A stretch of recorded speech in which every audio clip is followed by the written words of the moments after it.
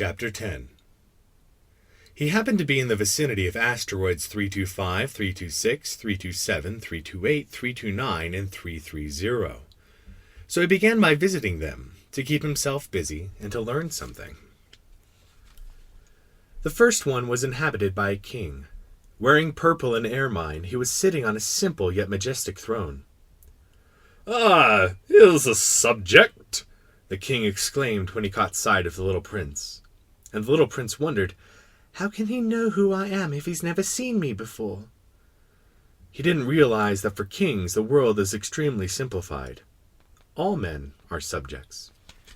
"Approach the throne so I can get a better look at you," said the king, very proud of being a king for someone at last. The little prince looked around for a place to sit down, but the planet was covered by the magnificent ermine cloak. So he remained standing, and since he was tired, he yawned.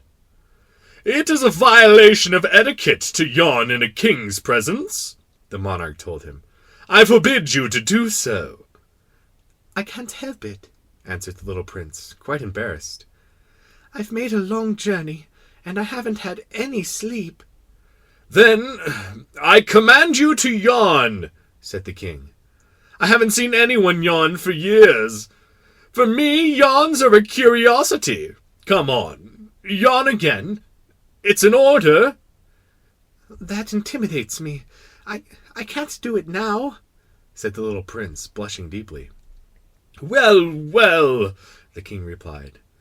"Then I command you to yawn sometimes, and sometimes to—" He was sputtering a little, and seemed annoyed. For the king insisted that his authority be universally respected. He would tolerate no disobedience, being an absolute monarch. But since he was a kindly man, all his commands were reasonable. "If I were to command," he would sometimes say, "if I were to command a general to turn into a seagull, and if the general did not obey, that would not be the general's fault. It would be mine." "May I sit down?" the little prince timidly inquired. "I command you to sit down," the king replied, majestically gathering up the fold of his ermine robe.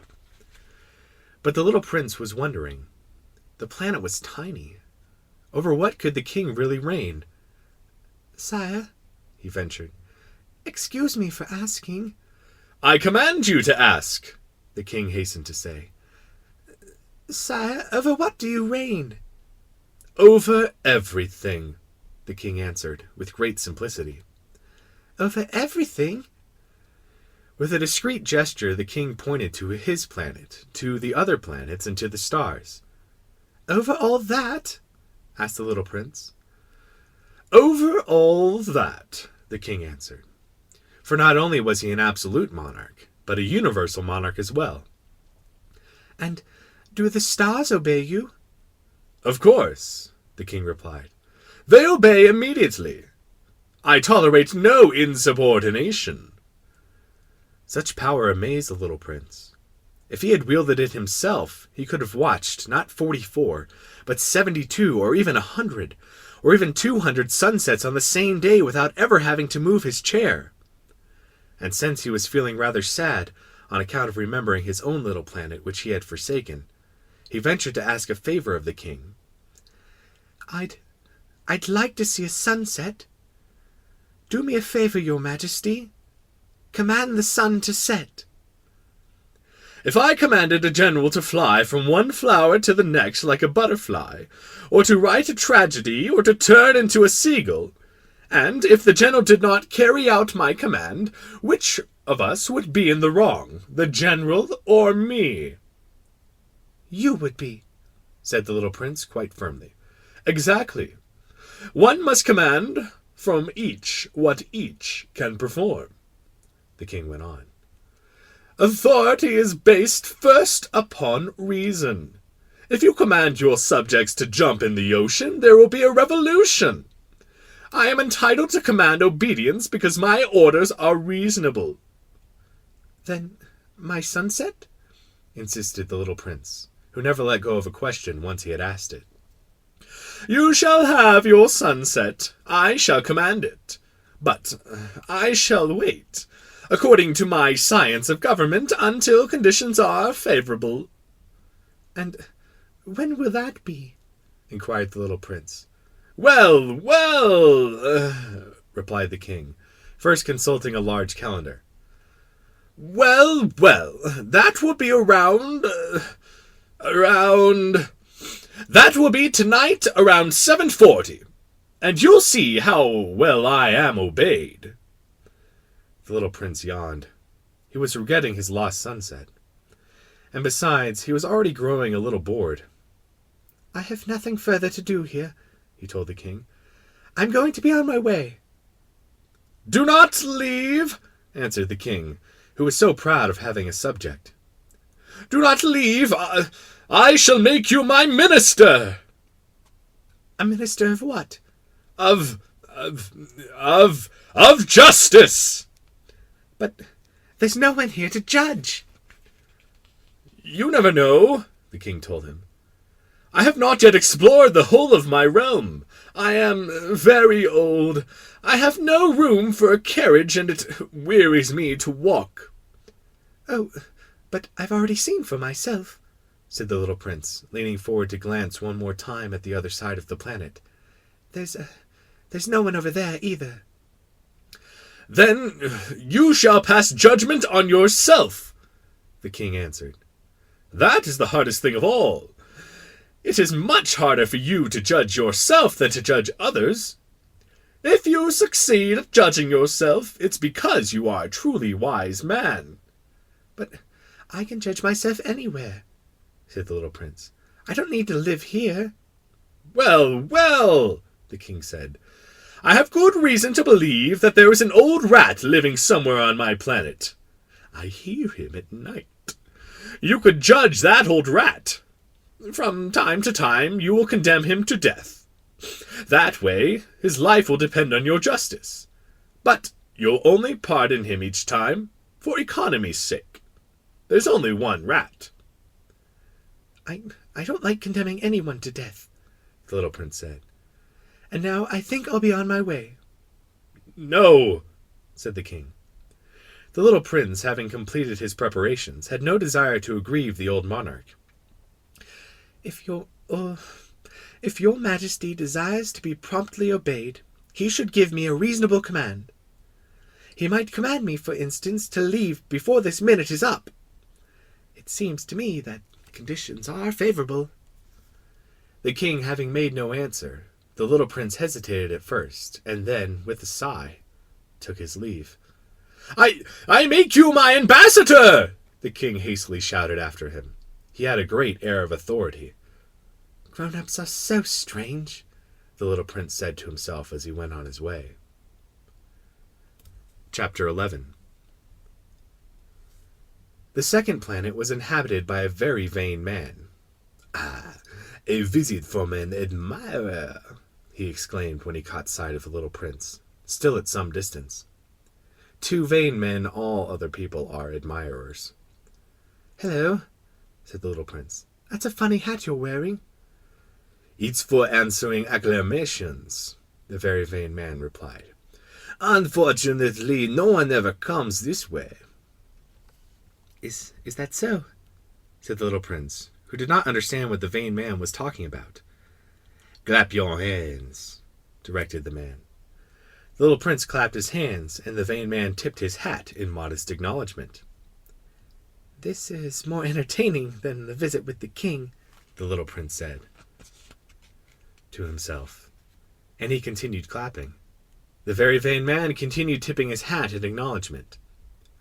After 5 minutes of this exercise, the little prince tired of the game's monotony. And what would make the hat fall off?" he asked. But the vain man did not hear him. Vain men never hear anything but praise. "Do you really admire me a great deal?" he asked the little prince. What does it mean, admire?" "To admire means to acknowledge that I am the handsomest, the best dressed, the richest, and the most intelligent man on the planet." "But you're the only man on your planet." Do me this favor. Admire me all the same. I admire you, said the little prince, with a little shrug of his shoulders. But what is there about my admiration that interests you so much? And the little prince went on his way. Grown-ups are certainly very strange, he said to himself as he continued his journey. Chapter 12.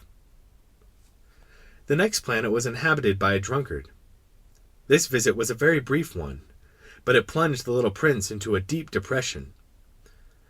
"What are you doing there?" he asked the drunkard, whom he found in silence before a collection of empty bottles and a collection of full ones. "Drinking," replied the drunkard, with a gloomy expression. "Why are you drinking?" the little prince asked. "To forget," replied the drunkard. "To forget what?" inquired the little prince, who was already feeling sorry for him. "To forget that I'm ashamed," confessed the drunkard, hanging his head. What are you ashamed of?" inquired the little prince, who wanted to help. "Of drinking," concluded the drunkard, withdrawing to silence for good. And the little prince went on his way, puzzled. "Grown-ups are certainly very, very strange," he said to himself as he continued on his journey. Chapter 13. The fourth planet belonged to a businessman. This person was so busy that he didn't even raise his head when the little prince arrived. "Hello," said the little prince. "Your cigarette's gone out." 3 and 2 make 5, 5 and 7, 12, 12 and 3, 15, hello, 15 and 7, 22, 22 and 6, 28, 2, time to light it again, 26 and 5, 31, phew, that amounts to 501,622,731. 500 million what? Oh, you're still there? 501 million, I don't remember, I have so much work to do, I'm a serious man, I can't be bothered with trifles, 2 and 5, 7. 501 million what? Repeated the little prince, who had never in his life let go of a question once he had asked it. The businessman raised his head. For the 54 years I've inhabited this planet, I've been interrupted only 3 times. The first time was 22 years ago, and I was interrupted by a beetle that had fallen onto my desk from God knows where. It made a terrible noise, and I made 4 mistakes in my calculations. The second time was 11 years ago, when I was interrupted by a fit of rheumatism. I don't get enough exercise. I haven't had time to take strolls. I'm a serious person. The third time is right now. Where was I? 501 million. Million what? The businessman realized that he had no hope of being left in peace. Oh, of those little things you sometimes see in the sky. Flies? No, those little shiny things. Bees? No, those little golden things that make lazy people daydream. Now, I'm a serious person. I have no time for daydreaming. Ah, you mean the stars? Yes, that's it, stars. And what do you do with 500 million stars? 501,622,731. I'm a serious person, and I'm accurate. And what do you do with those stars? What do I do with them? Yes. Nothing. I own them. You own the stars? Yes. But I've already seen a king who... Kings don't own. They reign over. It's quite different. And what good does owning the stars do you? It does me the good of being rich. And what good does it do you to be rich? It lets me buy other stars if somebody discovers them. The little prince said to himself, This man argues a little like my drunkard. Nevertheless, he asked more questions. How can someone own the stars? To whom do they belong? Retorted the businessman grumpily. I don't know. To nobody. Then they belong to me, because I thought of it first. And that's all it takes? Of course. When you find a diamond that belongs to nobody in particular, then it's yours. When you find an island that belongs to nobody in particular, it's yours. When you're the first person to have an idea, you patent it, and it's yours. Now, I own the stars, since no one before me thought of ever owning them.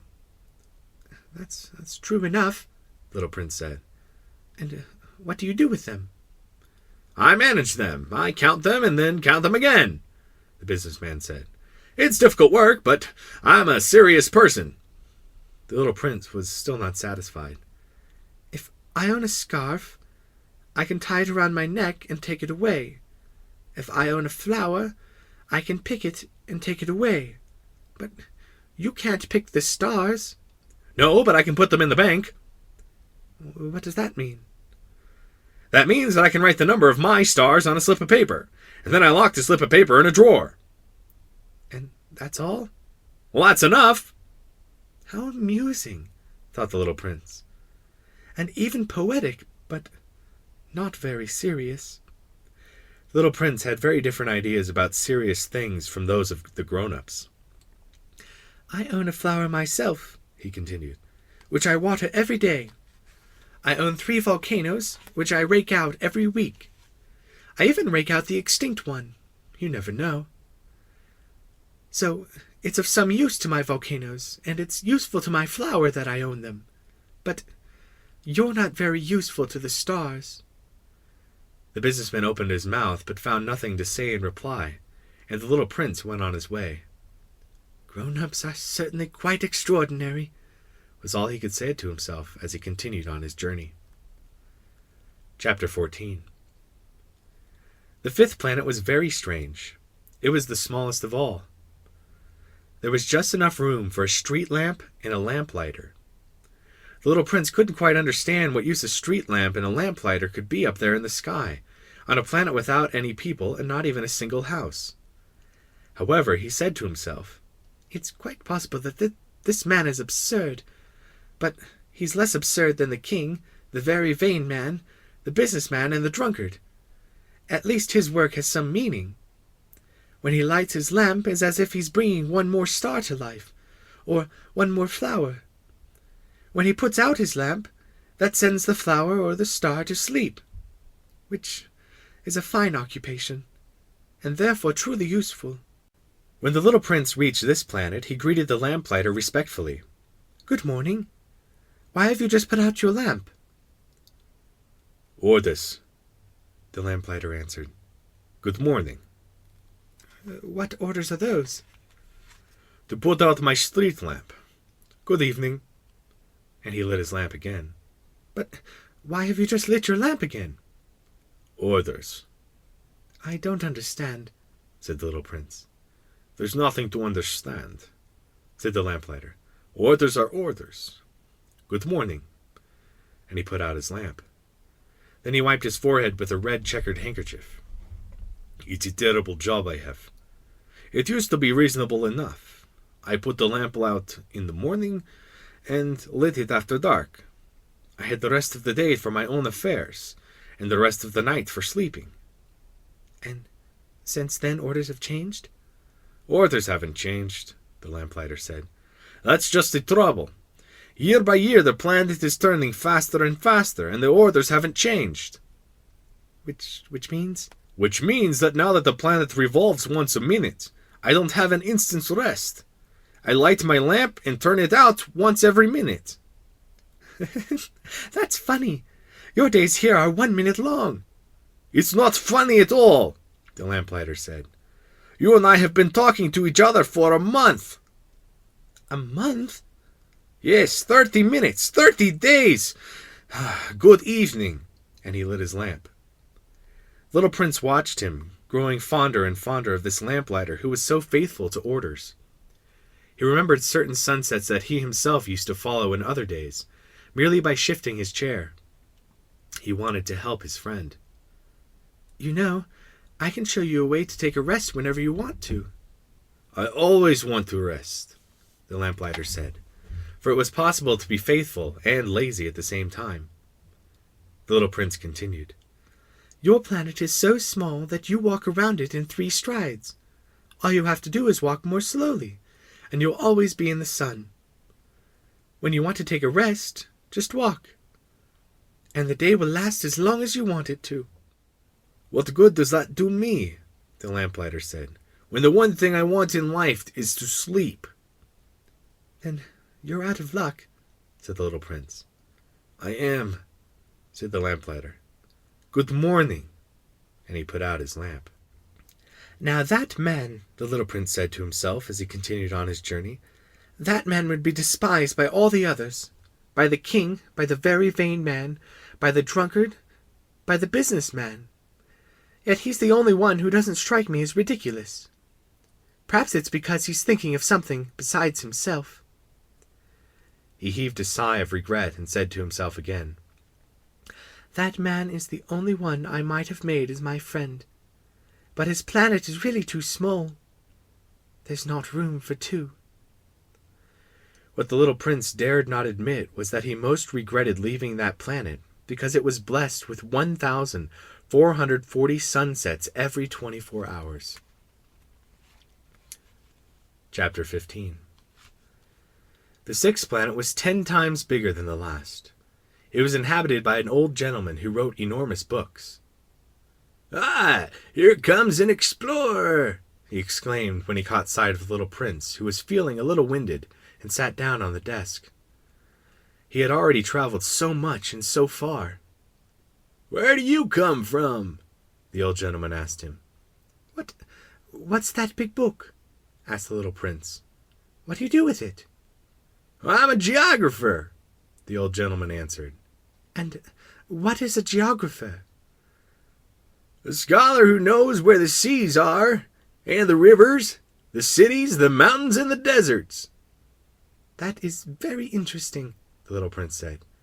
"Here at last is someone who has a real profession." And he gazed around him at the geographer's planet. He had never seen a planet so majestic. "Your planet is very beautiful," he said. "Does it have any oceans?" "Oh, I couldn't say," said the geographer. "Oh," the little prince was disappointed. "And mountains?" "I couldn't say," said the geographer. "And cities and rivers and deserts?"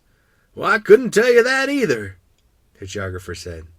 "But you're a geographer." "That's right," said the geographer. "But I'm not an explorer. There's not one explorer on my planet. A geographer doesn't go out to describe cities, rivers, mountains, seas, oceans, and deserts. A geographer's too important to go wandering about. He never leaves his study. But he receives the explorers there. He questions them, and he writes down what they remember. And if the memories of one of the explorers seem interesting to him, then the geographer conducts an inquiry into that explorer's moral character." "Why is that?"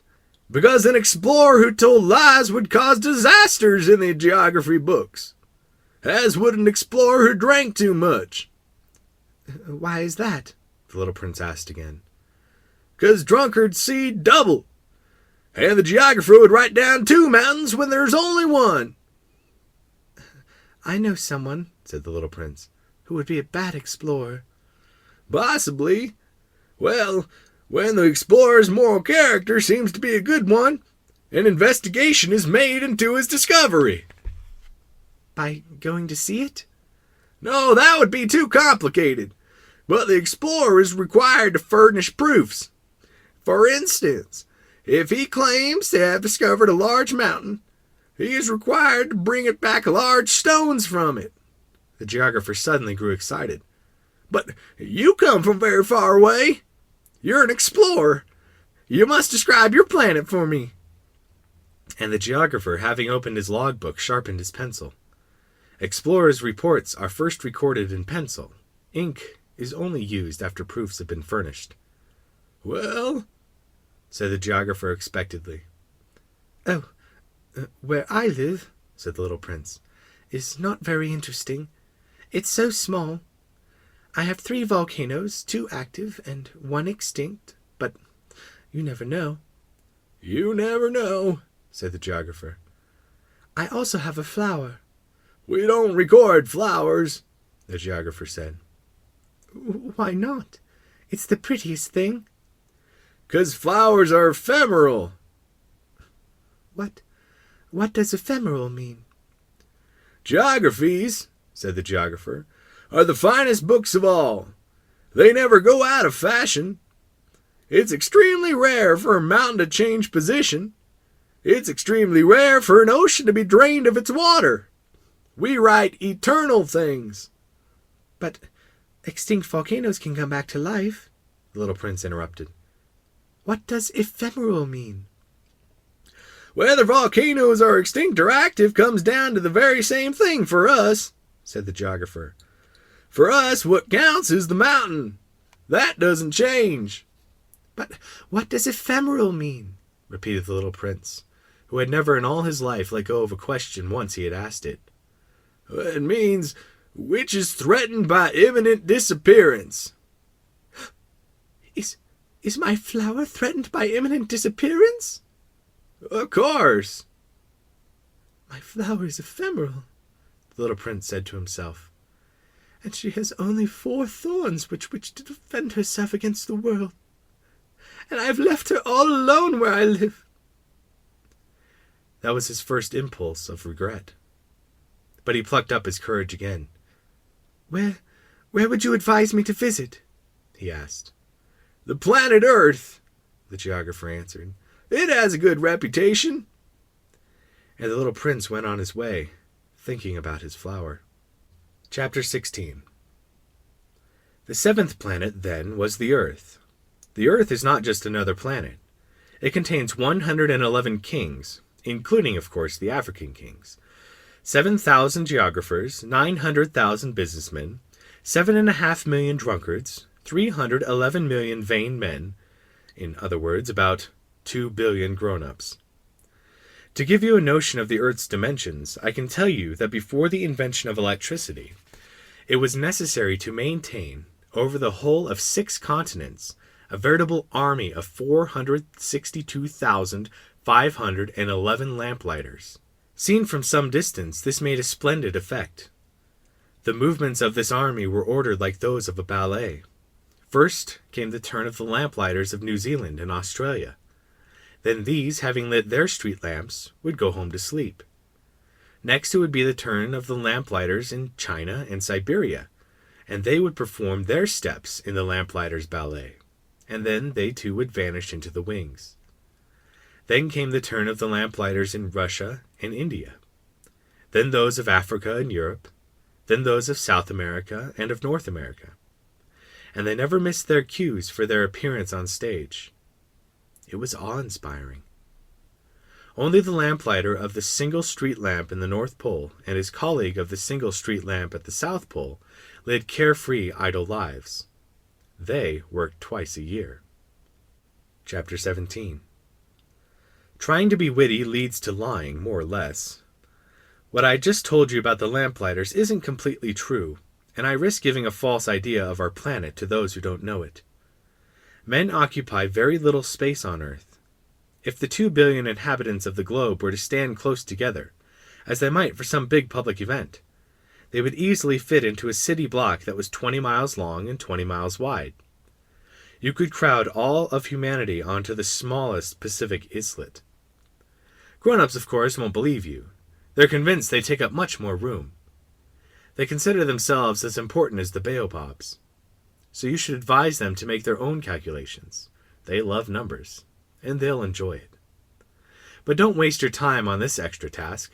It's unnecessary. Trust me. So once he reached Earth, the little prince was quite surprised not to see anyone. He was beginning to fear that he had come to the wrong planet, when a moon-colored loop uncoiled on the sand. Good evening, the little prince said, just in case. Good evening, said the snake. What planet have I landed on? Asked the little prince. On the planet Earth, in Africa, the snake replied. Ah, and are there no people on Earth? It's the desert here. There are no people in the desert. Earth is very big, said the snake. The little prince sat down on a rock and looked up in the sky. I wonder, he said, if the stars are lit up so that each of us can find his own someday. Look at my planet. It's just overhead, but so far away. It's lovely, the snake said. What have you come to Earth for? I'm having difficulties with the flower, the little prince said. Ah, said the snake, and they were both silent. Where are the people? The little prince finally resumed the conversation. It's a little lonely in the desert. It's also lonely with people, said the snake. The little prince looked at the snake for a long time. You're a funny creature, he said at last. No thicker than a finger. But I'm more powerful than a king's finger, the snake said. The little prince smiled. You're not very powerful. You don't even have feet. You couldn't travel very far. I can take you further than a ship, the snake said. He coiled around the little prince's ankle like a golden bracelet.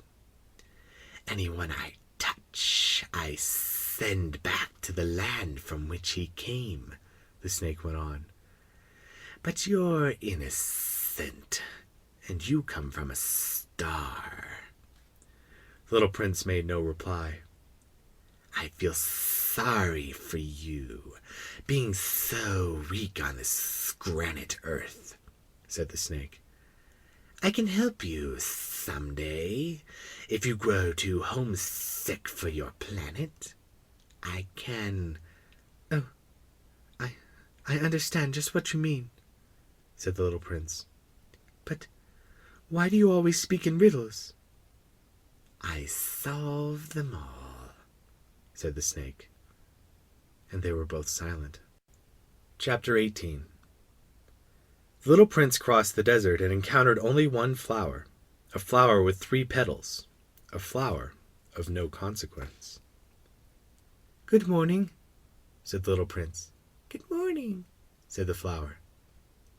Where are the people? The little prince inquired politely. The flower had one day seen a caravan passing. People? There are 6 or 7 of them, I believe, in existence. I caught sight of them years ago. But you never know where to find them. The wind blows them away. They have no roots, which hampers them a good deal. Goodbye, said the little prince. Goodbye, said the flower. Chapter 19. The little prince climbed a high mountain. The only mountains he had ever known were the 3 volcanoes, which came up to his knee. And he used the extinct volcano as a footstool.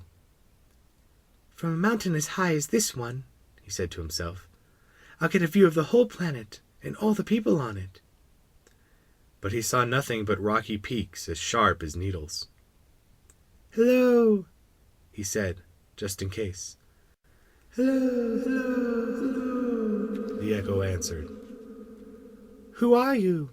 asked the little prince. Who are you? Who are you? Who are you? The echo answered. Let's be friends. I'm lonely, he said. I'm lonely, I'm lonely, I'm lonely. The echo answered. What a peculiar planet, he thought. It's all dry and sharp and hard, and people here have no imagination. They repeat whatever you say to them. Where I live, I had a flower. She always spoke first.